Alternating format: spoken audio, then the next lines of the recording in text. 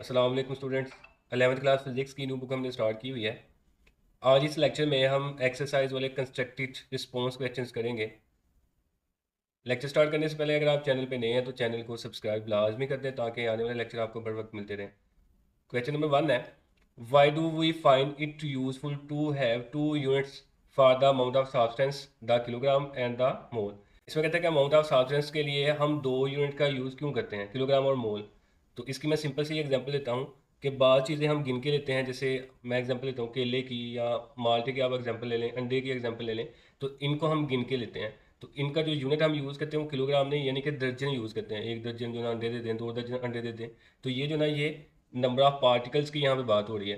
तो अगर हम बात करें नंबर ऑफ़ पार्टिकल्स की तो फिर हम हमेशा यहाँ पे साइंस में जो यूनिट यूज़ करेंगे वो होगा हमारे पास मोल, यानी कि चीज़ों को गिनना। जैसे हम दर्जन यूज़ करते हैं, यहाँ पे हम मोल का यूज़ करेंगे। तो यहाँ पे कहते हैं when we concern with number of particles, जब हम नंबर ऑफ पार्टिकल्स की बात करेंगे देन वी यूज़, तब हम यूज़ करेंगे mole as the unit of amount of substance.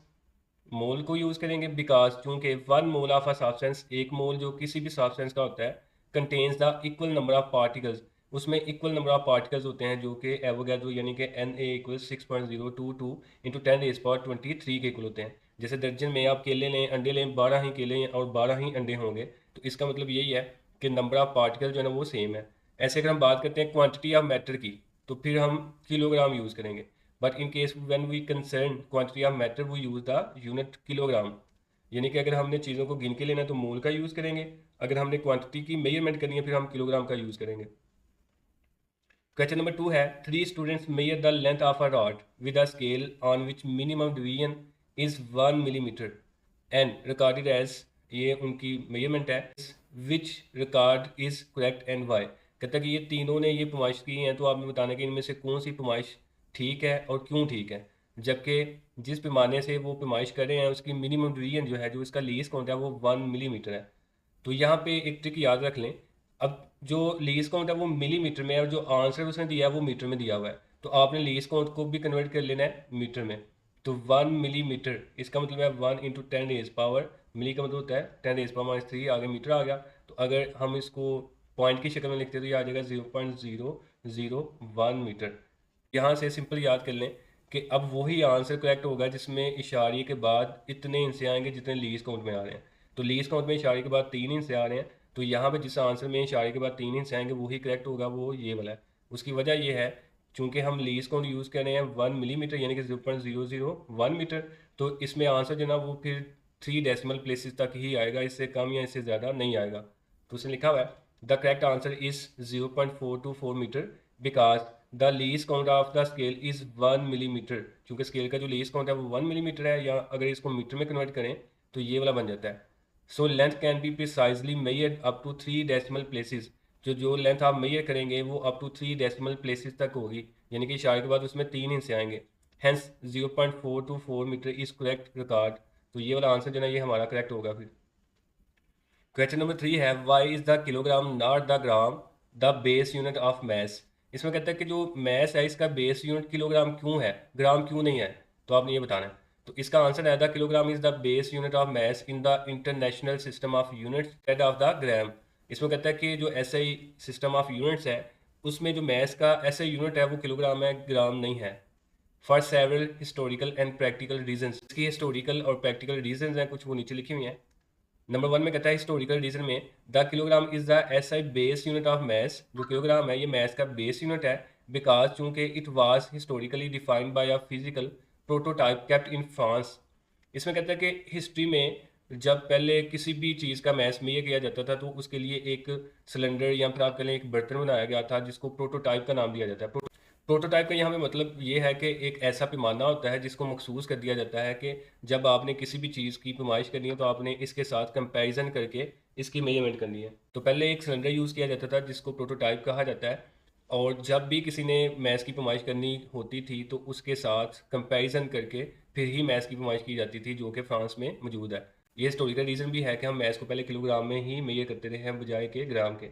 उसके बाद प्रैक्टिकल रीज़न ये है कि हम डेली लाइफ में हर जगह चीज़ों को किलोग्राम में मेजर करते हैं, चूँकि ये एक आप कह लें कि रिलायबल यूनिट है। फॉर एग्जांपल जब भी हमने किसी का मैथ्स पूछना होता है, पूछते हैं जी बताएं आपका मैथ्स कितना है, तो वो हमें किलोग्राम में बताता है, ग्राम में नहीं बताता।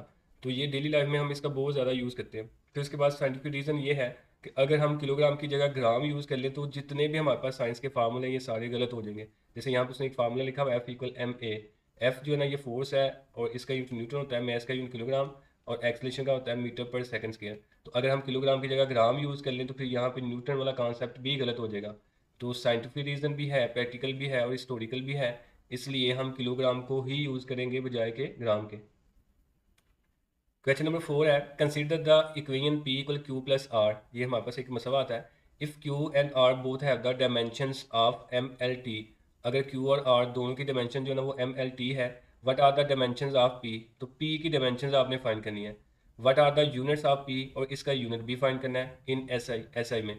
इतना पहले सॉल्व कर लेते हैं। यहाँ पे Q और R की डायमेंशन दोनों की सेम दी हुई है, तो आपने P की फाइंड करनी है। तो बड़ा सिंपल है, Q की जगह हम लिख लेंगे MLT प्लस, उसके बाद हमारे पास आ जाएगा R, और इसकी भी डायमेंशन यही है MLT।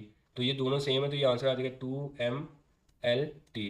तो देखिए डायमेंशंस P की भी जो है ना वो Q और R के इक्वल आ रही है। 2 यहाँ पे कांस्टेंट है, इसकी कोई डायमेंशन नहीं होती, इसको हमने डिटेल में पढ़ा हुआ है, तो इसलिए P की डायमेंशन भी हमारे पास MLT ही होगी। उसके बाद कहते हैं इसका ऐसा यूनिट B जो है ना वो आपने निकालना है। तो ऐसा यूनिट निकालना भी बड़ा आसान है। अब जो ना M ये मैथ की डायमेंशन है, तो मैथ का यूनिट होता है किलोग्राम। उसके बाद L जो है ना ये मीटर की डायमेंशन है, यानी कि लेंथ की, तो L का जो यूनिट है वो आएगा मीटर। और उसके बाद टाइम, टाइम जो है ना ये सेकंड की डायमेंशन है, तो साथ आ जाएगा S सेकंड। तो इसका यूनिट क्या बनेगा, किलोग्राम मीटर सेकंड। तो यहाँ से आप इसका यूनिट भी ड्राइव कर सकते हैं। सेकंड पार्ट में कहता है if the dimensions of Q were different from those of R could we determine dimensions of P. कहता है अगर दोनों की डायमेंशन क्यू और आर की मुख्तलिफ हों तो क्या हम पी की डायमेंशन निकाल सकते हैं? नहीं निकाल सकते, क्योंकि ये दोनों ऐड हो रहे हैं और ऐड तब ही चीज़ें होती हैं जब वो दोनों सेम हों। तो यहाँ पे ये दोनों डिफरेंट हैं, इसलिए इसकी डायमेंशन हम नहीं फाइंड कर सकते। तो आंसर को हम पढ़ लेते हैं। कहते हैं इन द इक्वेशन, ये हमारे पास इक्वेशन है, since Q and R added they must have the same dimensions, इनकी जो डायमेंशन है वो सेम है MLT, hence P will also have the same dimensions, और जो P है उसकी डायमेंशन भी Q और R के इक्वल होगी। In SI the units of P will be the same as Q and R, और इन तीनों के यूनिट भी सेम होंगे।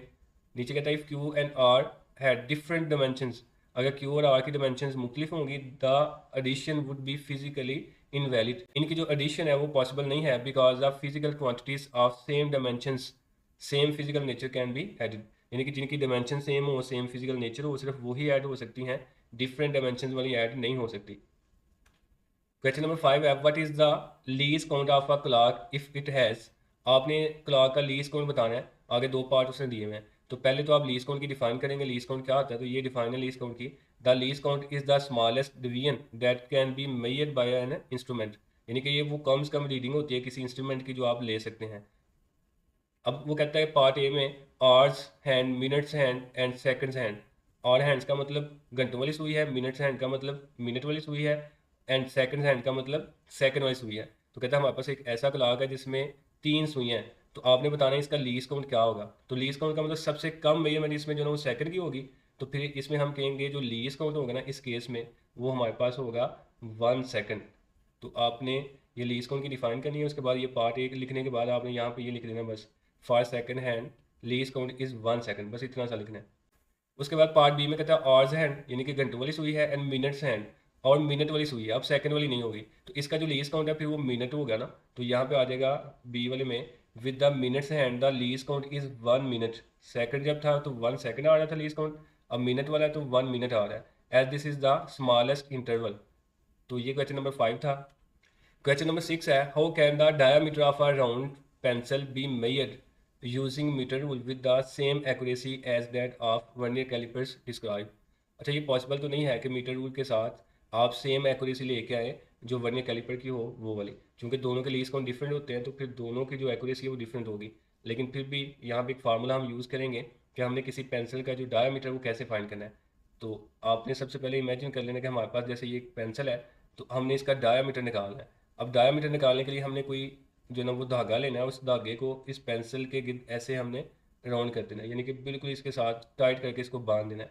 और उसके बाद फिर इसी धागे को आपने इस तरह लेंथ में रख देना है, और एक मीटर रूल लेना है और इसके साथ ऐसे लगा के आपने इसकी मेजरमेंट कर लेनी है कि इस धागे की जो लेंथ है वो कितनी आई है। तो ये जो लेंथ होगी बेसिकली ये सर्कल की फॉर्म में थी, इसको हमने स्ट्रेट करके यहाँ पे मेजर किया हुआ है ना, तो ये जो लेंथ होगी इसको हम नाम देंगे सर्कमफ्रेंस का। सर्कमफ्रेंस का मतलब होता है ये जो सर्कल की बाउंड्री होती है इसको हम कहते हैं सर्कमफ्रेंस। तो ये लेंथ हमारे पास आ जाएगी सर्कमफ्रेंस की। तो मीटर रूल से हम इसको फाइंड कर लेंगे, फिर हम फार्मूला लगाएंगे यहाँ पे ये वाला कि हम जानते हैं कि जो सर्कमफ्रेंस है वो इक्वल होता है 2 पाई आर के। ये फार्मूला हमने पढ़ा हुआ है। सी सर्कमफ्रेंस है, आर इसका रेडियस है, इसको मजीद हम ऐसे लिख सकते हैं पाई, और ये 2 आर अंदर ले जाए, उसके बाद पाई ऐसे आ गया, और जो 2 आर है ये कुल आएगा डी। डी डायामीटर है और आर जो ना रेडियस है। तो 2 आर यानी कि दो रेडियस मिलके एक डायामीटर बनाते हैं, ये हमने पीछे पढ़ा हुआ डिटेल में। तो यहाँ से अगर आप डी निकालें तो पाई उधर जाके डिवाइड हो जाएगा, तो ये फार्मूला बन जाएगा D equal C over pi के। तो आंसर में कहता है in order to measure the diameter of a round pencil wrap a thin and non stretchable thread. Thread mean धागा आपने एक ऐसा लेना है जो ब्रीक हो और स्ट्रेचेबल ना हो। अराउंड द पेंसिल, पेंसिल के जो आपने इसको लपेट देना है, एंड मेजर इट्स सर्कमफ्रेंस, और उसका सर्कमफ्रेंस आपने मेजर करना है using a metre rule, then measure diameter using the formula. तो आपने उसका सर्कमफ्रेंस फाइंड करके फिर ये फार्मूला लगा के आपने यहाँ से इसका डायमीटर फाइंड कर लेना है। नीचे नोट में कहता है however metre rule has least count of 1 millimetre while vernier caliper is 0.1 millimeter. So it is not practically possible to match the accuracy of vernier calipers with a meter rule. क्योंकि दोनों के least count different है, इसलिए इन दोनों की accuracy same नहीं हो सकती, ये मैं पहले बता चुका हूँ। क्वेश्चन नंबर 7 है how would be the readings differ if the screw gauge is used instead of vernier callipers to measure the thickness of glass plate. Glass plate की आपने थिकनेस फाइंड करनी है, और वो कहता है अगर आप वर्नियर कैलिपर की बजाय स्क्रू गेज का यूज़ करें तो रीडिंग में क्या फ़र्क आएगा। अब जाहिर सी बात है जो स्क्रू गेज है इसका लीस्ट काउंट होता है 0.01 मिलीमीटर, और जो हमारे पास वर्नियर कैलिपर है इसका लीस्ट काउंट होता है 0.1 मिलीमीटर। अब जिसका लीस्ट काउंट जितना कम होगा वो उतना ही प्रिसाइज होगा। हमने ये पढ़ा हुआ है कि जो प्रेसिजन है वो लीस्ट काउंट के साथ इनवर्स रिलेशन बनाती है। तो जितना लीस्ट काउंट कम होगा उतनी प्रेसिजन ज़्यादा होगी, और जितना लीस्ट काउंट ज़्यादा होगा प्रेसिजन कम होगी। तो यहाँ पे स्क्रू गेज का लीस्ट काउंट कम है वर्नियर कैलिपर की निस्बत, तो फिर हम कहेंगे इसका जो आंसर है वो ज़्यादा प्रिसाइज होगा। तो आंसर पढ़ लेते हैं screw gauge has a least count of 0.01 millimetre while vernier callipers usually have a least count of 0.1 millimetre. Screw gauge provides higher precision. अब चूंकि इसका लीस्ट काउंट कम है तो प्रेसिजन इसमें ज़्यादा होगी, suitable for making very thin objects. लेकिन इसका यूज़ हम करते हैं बहुत बारीक चीज़ों की नुमाइश करने के लिए, चूँकि इसका लीस्ट काउंट कम होता है। But it is not ideal for large और irregular objects like white glass plates. बड़ी चीज़ें हैं या फिर जो इरेगुलर ऑब्जेक्ट्स होती हैं जिनकी जो शेप है वो रेगुलर नहीं होती, उनके लिए हम इसका यूज़ नहीं कर सकते, या फिर उनके लिए यूज़ करेंगे तो हमारे पास जो रीडिंग है वो एक्यूरेट नहीं होगी। नीचे कहता है measurement depend on least count, जो मेजरमेंट है वो लीस्ट काउंट पे डिपेंड करती है।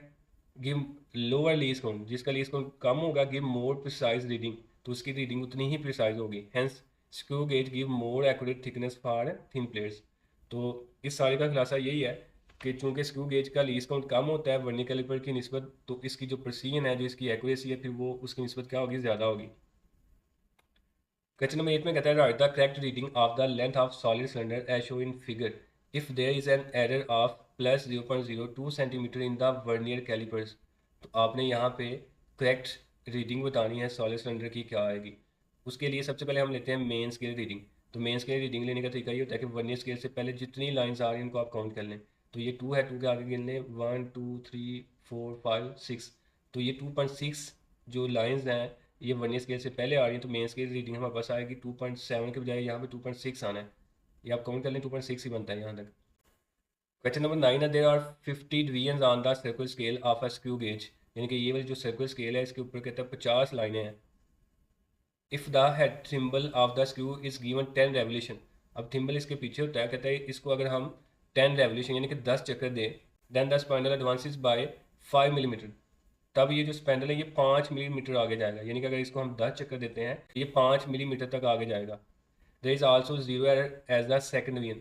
यहाँ पे जीरो एरर भी है। Second division of the circular scale coincide with the datum line and zero of circular scale is below the datum line. अब जो जीरो एरर है वो सेकंड डिवीजन में है, तो जीरो एरर निकालने का सिंपल जो फार्मूला है वो हमारे पास ये है कि हम यहाँ पे लिख देंगे 2, सेकंड लाइन है ना 2 लिखेंगे और इसको मल्टीप्लाई कर देंगे इसके लीस्ट काउंट के साथ। अब ये स्क्रू गेज है तो स्क्रू गेज का जो लीस्ट काउंट है वो 0.01 मिलीमीटर होता है, तो इसको मल्टीप्लाई कर लें तो ये हमारे पास आ जाएगा 0.02 मिलीमीटर। ये जीरो एरर आ गया। अब चूंकि ये बिलो आ रहा है, तो अगर ये बिलो आ रहा है तो जो जीरो एरर इसमें होगा वो पॉजिटिव होगा, अगर ये अबव आता है तो फिर ये नेगेटिव होगा। अब ये जीरो एरर जो ना ये पॉजिटिव है। आगे वो कहता है what is the thickness of a glass slab measured by the describe screw gauge show in figure. Thickness आपने बतानी है, यानी कि जो रीडिंग है वो आपने बतानी है। अब इसमें सबसे पहले फिर वही काम मेन स्केल रीडिंग हम लेंगे, तो वो हमारे पास आएगी 0 से 5, 5 के बाद ये 5.5, फिर ये 6 और यहाँ पे भी 0.5 होगा, तो ये हमारे पास आ गई 6.5। उसके बाद फिर आपने लेनी है जो यहाँ पे सर्कुलर स्केल रीडिंग है वो वाली। अब जो सर्कुलर स्केल है वहाँ पे ये इसकी लाइन है, ये बिल्कुल मेन स्केल के सामने आ रही है, तो 25 से आगे 26 है, फिर आगे 27 है, तो ये फिर 27 वाली हमारी लाइन होगी। फिर उसके बाद तरीकाकार वही है कि आपने मेन स्केल रीडिंग लिखनी होती है 6.5। उसके बाद फिर आपने देखना है vernier scale division coincide with main scale, यानी कि जो वर्नियर स्केल की कौन सी लाइन मेन स्केल के बिल्कुल आमने सामने है, तो वो तकरीबन तकरीबन ये वाली लाइन जो है ना, ये वाली, ये आमने सामने आ रही है। तो ये 10 से पीछे है तो ये 9 वाली होगी, तो इसलिए हम यहाँ पर लिखेंगे ये 9 वाली लाइन है।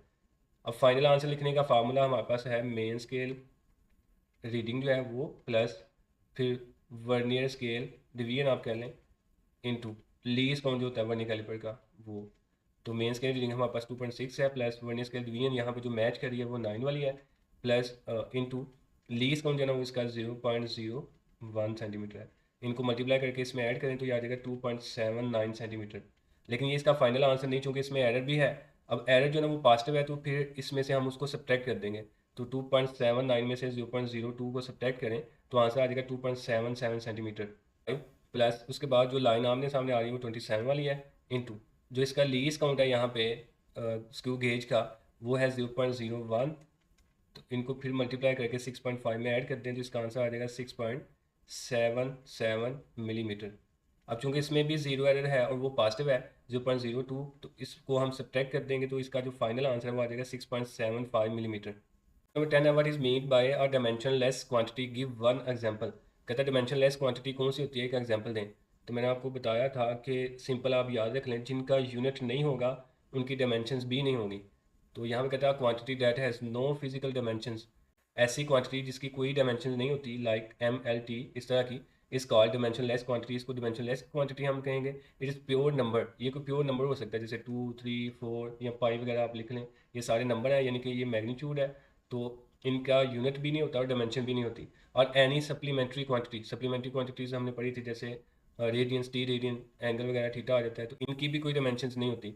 Resulting from the ratio of two quantity with the same dimensions, तो यहाँ पे एंगल उसने लिखा हुआ थीटा इक्वल है S/R। S भी डिस्टेंस है, इसका यूनिट मीटर आएगा, R भी डिस्टेंस है, इसका यूनिट भी मीटर होगा, तो ये आपस में कैंसिल हो जाएंगे, तो यूनिट यहाँ पे कोई नहीं होगा, इसलिए इसकी डायमेंशंस भी नहीं होंगी। ऐसे ये स्ट्रेन का फार्मूला ऊपर भी लेंथ है नीचे भी लेंथ है, तो इसका भी यूनिट नहीं, डायमेंशंस नहीं। ऐसे ये हमारे पास N इक्वल C और V, C speed of light है, मीटर पर सेकंड है, और वेलोसिटी का यूनिट भी मीटर पर सेकंड है, तो ये भी सेम कैंसिल हो जाएंगे, यूनिट कोई नहीं बचना, इसलिए डायमेंशन इसकी भी नहीं होगी। तो डायमेंशनलेस क्वांटिटी ऐसी होंगी जिनका यूनिट नहीं होता और सिंपल है जैसे नंबर है, या फिर सेम रेशो जो होगी उनका यूनिट भी नहीं होगा, डायमेंशंस भी नहीं होंगी। क्वेश्चन नंबर 11 में कहता है student use a screw gauge to determine the thickness of a sheet paper, the student fold the paper 3 times. 3 time का ये मतलब है जैसे ये हमारे पास एक पेपर है तो इसको वो आधा कर देता है, यानी कि ऐसे फोल्ड कर देता है एक दफ़ा, फिर वो दूसरी दफ़ा फोल्ड करे, फिर वो तीसरी दफ़ा फोल्ड करे, यानी कि 2 की पावर 3 आ जाएगा, तो 3 टाइम वो उसको फोल्ड करता है। Assume that there is no zero error, यहाँ पे जीरो एरर मौजूद नहीं। The reading of screw gauge is show in the figure, find the thickness of the sheet. अब 3 शीट्स की जो ना वो रीडिंग यहाँ पे शो हो रही है और आपने एक शीट की थिकनेस बतानी है, तो बड़ा इजी है। सबसे पहले हम मेन स्केल रीडिंग लेंगे, तो मेन स्केल रीडिंग यहाँ पे देख लें, ये पहला ही नंबर है, यानी कि 1 आ रहा है, तो यहाँ पे आ जाएगा 1 मिलीमीटर। उसके बाद फिर आपने देखना है यहाँ पे कौन सी सर्कुलर स्केल की लाइन मेन स्केल की लाइन से मैच कर रही है, तो 25 से आगे ये वाली लाइन है अप्रोक्सीमेटली 26 वाली, तो यहाँ पे आ जाएगा 26। तो फार्मूला फिर वही हम लगाएंगे, मेन स्केल रीडिंग यानी कि 1 मिलीमीटर है, प्लस उसके बाद सर्कुलर स्केल की जो यहाँ पे लाइन मैच करी है वो 26 वाली है, इंटू लीस्ट काउंट जो इसका है वो 0.01 है, इनको मल्टीप्लाई करें और 1 में ऐड करते हैं तो ये आ जाएगा 1.26 मिलीमीटर। अब चूंकि इसमें जीरो एरर नहीं है तो आंसर यही रहेगा। ये 3 टाइम्स जो फोल्ड की हैं शीट्स उनका आंसर है, तो हमने निकालना है एक शीट का आंसर, तो फिर हम इस टोटल आंसर को डिवाइड कर देंगे 3 टाइम पे, यानी कि 2 की पावर 3, और वो हमारे पास क्या बन जाएगी 8 लेयर्स बनेगी, तो हम 1.26 को डिवाइड करेंगे 8 पे, ये गलत है, आपने करना है 1.26 को डिवाइड 8 पे, तो इसका आंसर अप्रोक्सीमेटली आ जाता है 0.1575 मिलीमीटर। तो ये इसका फाइनल आंसर है। क्वेश्चन नंबर 12 है round off each of the following numbers to 3 significant figures, यानी कि 3 सिग्निफिकेंट फिगर तक आपने नंबर्स को रखना है। तो पहले हमारे पास 0.02055, इसको आपने राउंड ऑफ करना है। अब जब उसने राउंड ऑफ किया है तो 0.0 ये वाले दोनों जीरो जो है ये सिग्निफिकेंट नहीं है। अब ये जो नंबर्स हैं यानी कि 2055 ये सिग्निफिकेंट है। हमने इनमें से 3 नंबर रखने हैं, यानी कि ये जो 5 है इसको हमने राउंड ऑफ कर देना है, इसको हमने यहाँ से ख़त्म करना है। तो जब हम इसको ख़त्म करेंगे तो वही रूल है, आपने देखना है कि 5 है तो क्या इसके बाद कोई नंबर आ रहा है, नहीं आ रहा, फिर देखें पीछे कौन सा नंबर है, इवन है कि ऑड है। अब 5 के पीछे भी 5 है तो ये ऑड नंबर है। तो रूल्स हमने पढ़े हुए हैं, अगर ऑड नंबर होगा तो आपने पीछे वाले में एक का इजाफा कर देना है। तो ये 0.0 ऐसे आ गया, उसके बाद 20 और जहाँ पे 5 था वहाँ पे 6 बन जाएगा, और ये वाला 5 यहाँ से स्किप हो गया। तो ये देखें यहाँ पे 3 सिग्निफिकेंट फिगर्स आ रहे हैं। उसके बाद अगर आपने इसको साइंटिफिक नोटेशन में लिखना है तो आप इसको ऐसे लिख सकते हैं, ये पॉइंट यहाँ पे है और इसको उठा के आप यहाँ पे ले आए 2 के आगे, तो ये 2.06 इंटू 10 रेज पावर। अब चूंकि उसने दो हिस्सों का फासला तय किया ना, तो ये 10 की पावर आ जाएगी 2। लेकिन ये लेफ्ट से राइट जा रहा है तो ये -2 आएगी, अगर राइट से लेफ्ट आता तो ये जमा की 2 आनी थी। उसके बाद पार्ट बी में कहते हैं 4656.5, इसको आपने राउंड ऑफ करना है। अब 3 सिग्निफिकेंट फिगर्स तक आपने इसको लेके जाना है। तो फिर जब हम इसको राउंड ऑफ करेंगे तो इसमें 3 सिग्निफिकेंट फिगर जो है वो यहाँ तक आएंगे। तो 4 6 इसमें ऐसे आ जाएगा, उसके बाद 5 है और उसके बाद 6.5 है। तो ये 6 और 5 इन दोनों का हमने राउंड ऑफ करना है। तो जो फर्स्ट ड्रॉप डिजिट है वो हमारे पास ग्रेटर देन 5 है यहाँ पे, तो इसलिए जो पीछे वाला इंच है यानी कि 5 है इसमें एक का इजाफा कर देंगे, तो ये बन जाएगा 6। और उसके बाद ये 6 और 5 ख़त्म हो गए। तो यही हमारे पास 3 सिग्निफिकेंट फिगर्स हैं। अगर आप आगे ज़ीरो लगा दें तो फिर भी मसला कोई नहीं, ये फिर भी 3 सिग्निफिकेंट फिगर्स ही बनेंगे, क्योंकि ये जो ज़ीरो है ये डेसिमल के बाद में नहीं आ रहा, ये सिर्फ राइट साइड पे आ रहा है। अब ये सिग्निफिकेंट है या नहीं है ये डिपेंड करता है लीस्ट काउंट पे, इसलिए यहाँ पे आप लगा भी दें तो फ़र्क कोई नहीं पड़ता। 3 सिग्निफिकेंट फिगर्स आपके यही होंगे। अगर आप इसको साइन नोटेशन में लिखेंगे तो आप डेसिमल को उठा के यहाँ से यहाँ पे लेके आएंगे, तो ये आपके पास आ जाएगा पॉइंट, यहाँ पे जब आएगा तो ये आएगा 4.66 इंटू 10 रेज पावर। अब चूँकि 3 हिस्सों का फासला तय किया ना उसने, तो 10 की पावर 3 आ जाएगी। राइट से लेफ्ट आ रही है इसलिए ये पॉजिटिव पावर होगी। आगे एडिशनल शॉर्टकट्स हैं, ये सारे हमने किए हुए हैं पीछे। What are the main frontiers of fundamental sciences, ये 3 हमने पढ़ी हुई हैं, तो ये वो पीछे वाली हैं। फिर उसका characteristic of an ideal standard, ये भी हमने पीछे पढ़ी हुई हैं। तो इसकी 2 प्रॉपर्टीज़ हैं, 2 कैरेक्टरिस्टिक हैं। नंबर 1 है इट मस्ट बी एक्सेसिबल, कि ये एक्सेसिबल होना चाहिए, आप जहाँ मर्जी जाएँ ऐसा स्टैंडर्ड आपने चूज़ करना है जो हर जगह मौजूद हो। इट मस्ट बी इनवेरिएबल, और ये चेंज भी नहीं होना चाहिए, यानी कि जो स्टैंडर्ड आप एक दफ़ा किसी मेजरमेंट के लिए चूज़ कर लें तो वही स्टैंडर्ड जो ना हर दफ़ा आपने चूज़ करना है। ये नहीं कि पहले आप कोई और स्टैंडर्ड यूज़ करें बाद में कोई और यूज़ करें, तो ये आइडियल में चीज़ें नहीं होती। आइडियल में जो चीज़ें होंगी वो एक्सेसिबल यानी कि हर जगह मौजूद होंगी और वो कभी भी चेंज नहीं होगी। उसके बाद differentiate between base quantities and drive quantities, ये भी हम डिटेल में पढ़ चुके हैं चैप्टर में, तो आप वहीं से इसको करेंगे। सप्लीमेंट्री यूनिट्स ये भी हम पढ़ चुके हैं, रेडियंस टी रेडियन डिटेल में हमने पढ़ा हुआ है, तो इसको भी आप वहीं चैप्टर में से करेंगे, थ्योरी में से। क्वेश्चन नंबर 5 है write down the 2 uses of dimensional analysis, तो ये भी हमने पीछे चैप्टर में डिटेल में पढ़ा हुआ है, तो ये सिर्फ आपने इनके नाम याद करने हैं, इनको एक्सप्लेन नहीं करना आगे। क्वेश्चन नंबर 6 है state the principle of homogeneity of physical quantities equation, तो ये भी हमने पढ़ा हुआ है कि आपने दोनों साइड की डायमेंशन सेम लेके आनी है।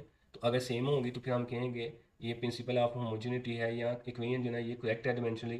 तो ये इसने आगे एक फार्मूला भी दिया है और इसको प्रूव भी किया है, तो ये भी हमने पीछे किया हुआ है डिटेल में। क्वेश्चन नंबर 7 है how many nanoseconds are in 1 year, अब ये पीछे हमने नहीं पढ़ा कि एक साल में नैनो सेकंड कितने होंगे, ये आपने बताना है। तो एक साल में नैनो सेकंड बताने के लिए सबसे पहले आपने इसको सेकंड में कन्वर्ट करना है। तो एक साल में 365 दिन होते हैं, फिर एक दिन में 24 घंटे, और एक घंटे में 60 मिनट, और एक मिनट में 60 सेकंड होते हैं। तो इन सब को अगर आप मल्टीप्लाई करें तो इसका आंसर आ जाएगा 3.1536 इंटू 10⁻7 सेकंड। अब हमने इसको नैनो सेकंड में लेके जाना है, तो हमें पीछे प्रीफिक्सेस पढ़े हुए हैं कि एक नैनो सेकंड जो है ना ये इक्वल होता है 10⁻⁻9 सेकंड के। तो यहाँ से अगर आप सेकंड की वैल्यू निकालें तो एक सेकंड जो है ना वो इक्वल आएगा 10⁻⁻9, यहाँ पे मल्टीप्लाई कर रहा है उधर जाके डिवाइड कर लेगा 1/10⁻9 और साथ आ गया नैनो सेकंड। अब ये -9 ऊपर जाके प्लस का 9, तो यानी कि एक सेकंड में हमारे पास 10⁻9 नैनो सेकंड होंगे। तो यहाँ पे फिर हम लिखेंगे 3.1536 इंटू 10⁻7, और जो सेकंड है इसकी जगह हम लिख सकते हैं 10⁻9 नैनो सेकंड, चूँकि ये ऊपर लिखा हुआ है 1 सेकंड इक्वल है 10⁻9 नैनो सेकंड। अब इनमें से एक 10 हम लिख लेंगे और इनकी पावर जो है ना वो ऐड हो जाएंगी, 10⁻, एक 7 और एक 9 है, तो ये बन जाएगी 16 नैनो सेकंड। तो ये इसका आंसर है नैनो सेकंड में। क्वेश्चन नंबर 8 है how many metres are there in 1 light year, speed of light जो है ना वो गिवन है और ये कांस्टेंट होती है। तो ये बताना है कि एक साल में कितने मीटर यानी कि एक साल में कितना फासला तय करती है लाइट, ये हमें बताना है। तो डिस्टेंस फाइंड करने के लिए जो फार्मूला है हमारे पास वो है इक्वल वी टी। अब वी की जगह हम सी का यूज़ कर लेंगे जो स्पीड ऑफ लाइट है, और टी जो ना ये टाइम है, और एक साल में कितना टाइम होगा वो हमने अभी अभी ऊपर निकाला हुआ है, 3.1536 इंटू 10⁻⁷ तो ये हमारे पास ऑलरेडी है। तो जैसे हमने वैल्यूज़ पुट करनी है, सी की जगह 3 इंटू 10⁸ आ जाएगा, और टी की जगह टाइम सेकंड में आपने लिखना है 3.1536 इंटू 10⁻⁷। इन दोनों को मल्टीप्लाई कर लें तो इसका आंसर आ जाएगा 9.5 इंटू 10⁻15 मीटर। क्वेश्चन नंबर 9 में कहता है using rule of significant figures. ये हमारे पास कुछ वैल्यूज़ हैं, मल्टीप्लाई भी हो रही हैं, डिवाइड भी हो रही हैं। अप्रोप्रिएट सिग्निफिकेंट फिगर्स आपने इसमें लिखने हैं। तो ये ऊपर भी शॉर्ट क्वेश्चन में हमने रूल्स पढ़े हुए हैं कि जब भी 2-3 वैल्यूज़ मल्टीप्लाई या डिवाइड करें तो आंसर में आपने उतने ही सिग्निफिकेंट फिगर्स लिखने हैं जितने ऊपर वैल्यूज़ में सबसे कम सिग्निफिकेंट फिगर है। अब ये एक मुकम्मल वैल्यू है, इसमें सिग्निफिकेंट फिगर जो है ना वो 1 2 3 4 है। 10⁻⁴ जो है ना ये तो सिग्निफिकेंट होती नहीं, तो ये 4 सिग्निफिकेंट फिगर आ गए इसमें, और एक ये वैल्यू है इसमें 1 2 3, इसमें 3 सिग्निफिकेंट फिगर है। एक ये वैल्यू आ गई तो इसमें 4 सिग्निफिकेंट फिगर है। तो इसका मतलब इनको मल्टीप्लाई कर लें, डिवाइड कर लें तो आंसर ये वाला आता है। अब आंसर में आपने जो ऊपर सबसे कम सिग्निफिकेंट फिगर आ रहे हैं वो 3 आ रहे हैं, तो आंसर में आपने 3 सिग्निफिकेंट फिगर्स ही लिखने हैं, यानी कि आंसर आपका यहाँ से लेके यहाँ तक होगा। तो 1.4 ऐसे आ गया। अब ये वाले आपने स्किप करने हैं, तो 7 5 से ग्रेटर है तो हम 5 में एक का इजाफा कर देंगे, तो ये बन जाएगा 6। तो 1.46 इंटू 10⁻³ इसका आंसर है। क्वेश्चन नंबर 10 है, if a precise measurement is also an accurate measurement explain your answer. कहते हैं अगर एक मेजरमेंट प्रिसाइज भी है और एक्यूरेट भी है तो इसका क्या मतलब होगा ये बताएं।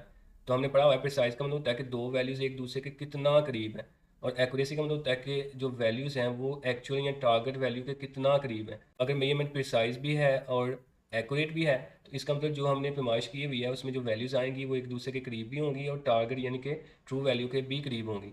तो इसमें ये कह रहा है if the measurements are close to each other, अगर वो एक दूसरे के करीब हों, एज वेल एज और close to the true value के भी करीब हों, that will be precise as well as accurate, तब वो प्रिसाइज भी होंगी और साथ साथ एक्यूरेट भी होंगी। क्वेश्चन नंबर 11 है, how will you access the total uncertainty in case of power factor 5 an example. तो ये हमने पढ़ा हुआ है केस पूरी डिटेल में कि अगर पावर फैक्टर आ जाए तो फिर आपने अनसर्टेनिटी के साथ क्या करना है। तो अब सिंपल यहाँ पे वैल्यूज़ जो है ना गिवन होंगी, जैसे उसने आर की वैल्यू दी हुई है 2.25 प्लस माइनस 0.01 सेंटीमीटर जो ना ये लीस्ट काउंट यानी कि अनसर्टेनिटी है। तो पहले तो हमने वैल्यू फाइंड कर लेनी है, v इक्वल है 4/3 पाई आर का क्यूब। तो हम जो है ना अनसर्टेनिटी के बगैर पहले वैल्यू फाइंड कर लेंगे। तो अनसर्टेनिटी के बगैर जो वैल्यू हमारे पास वो आ जाएगी 4/3, और पाई की जगह आएगा 3.14, और जो आर है आर की जगह उसकी जो वैल्यू है हमारे पास वो है ये वाली मेजरमेंट वैल्यू जो प्लस माइनस से पहले है वो है 2.25, और ऊपर इसका क्यूब ले लें। तो जब हम इसका क्यूब लेंगे तो इसका आंसर आएगा 47.689, ये आंसर आ गया। अब हम देख लेते हैं अनसर्टेनिटी के साथ क्या करना है। अब चूंकि पावर फैक्टर है तो हमने परसेंटेज अनसर्टेनिटी को मल्टीप्लाई करना है पावर के साथ।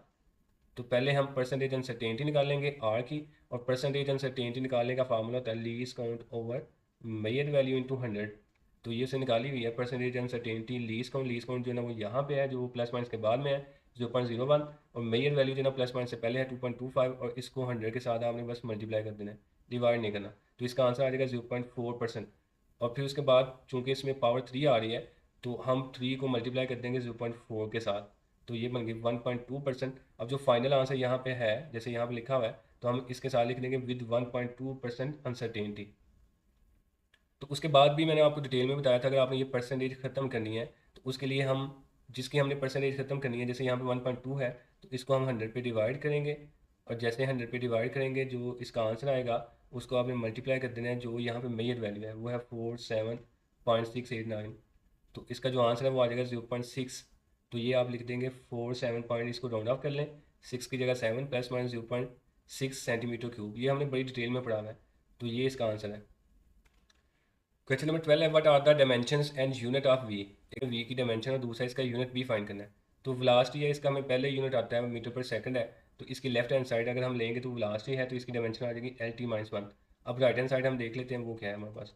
राइट हैंड साइड में हमारे पास इक्वल है F/L/m, और ऊपर जो है स्क्वायर रूट है, और स्क्वायर रूट को यहाँ पे उसने 1/2 भी लिखा हुआ है, तो 1/2 इसका मतलब होता है, इसको हम चेक कर लेते हैं।